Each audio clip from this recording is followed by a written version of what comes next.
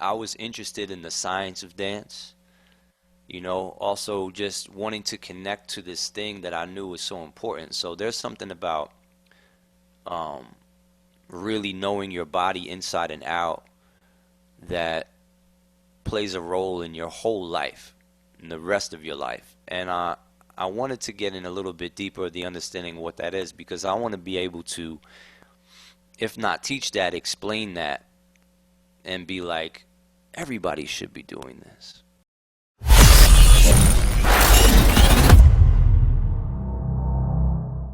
Now, I was just thinking about a point that you were making about learning your body and so on and so forth, and then a point you made earlier about how you didn't see yourself dancing past 25, but you're about to be 40 and you're dancing. I'm over 40. I'm dancing. Hell, Freestyle Sessions has a 40 and up bracket now. You know what I'm saying? Which I might have to holla at that bracket. You know what I'm Yeah, saying? man. But anyway, About that but time. but but my point was that it's going to become ever more important as generations go on and dancers are going to be around longer, knowing and understanding your body because it changes drastically. Like from 30s to now 40s, there was a drastic change. 20s to 30s, there was a drastic change. You know what I'm saying? So like we need to definitely understand that if we plan on, participating in this culture that we love for as long as we can. Right. No Absolutely. doubt. Yeah. Now, we can't all be members of Rocksteady Crew. But one last thing that I definitely want to touch on before I let you go is your motto is to keep the rock steady. And, you know, we're not all Rocksteady members, but I feel that to some degree, if you really are a participant in this culture, that you have an unofficial responsibility to also do that.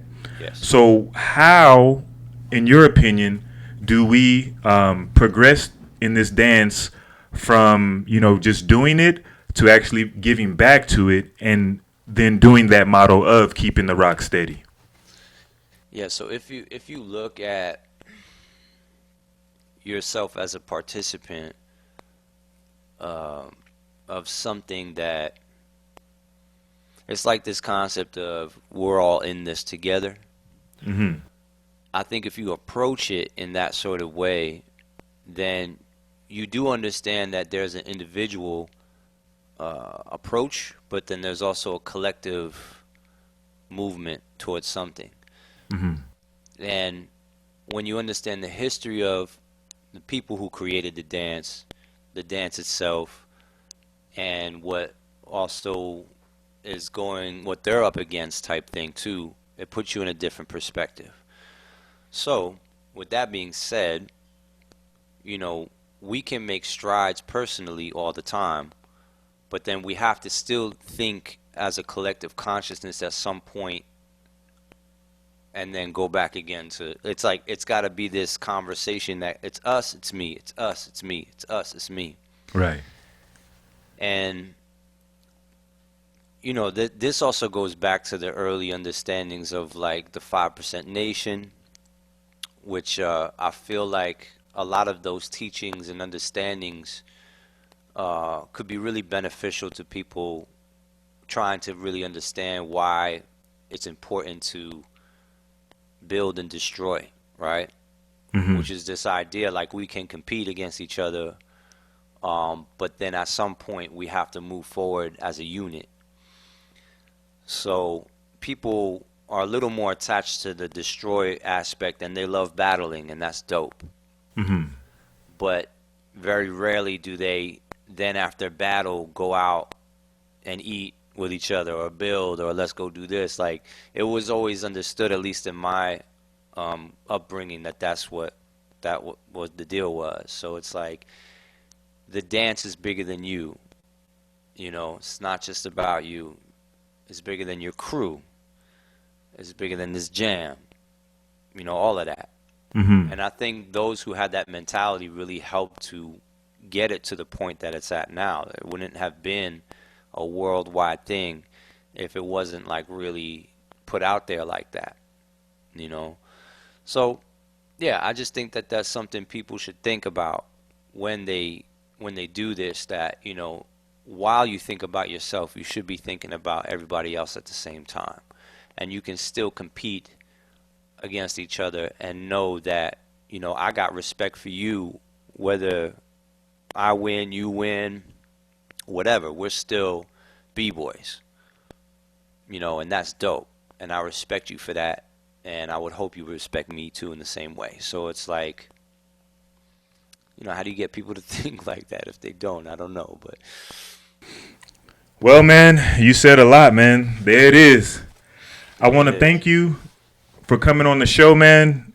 Beyond the Cypher with Illskillz, episode 11. Why not ism? One of the best B-boys to ever do it. Best top rockers to ever do it.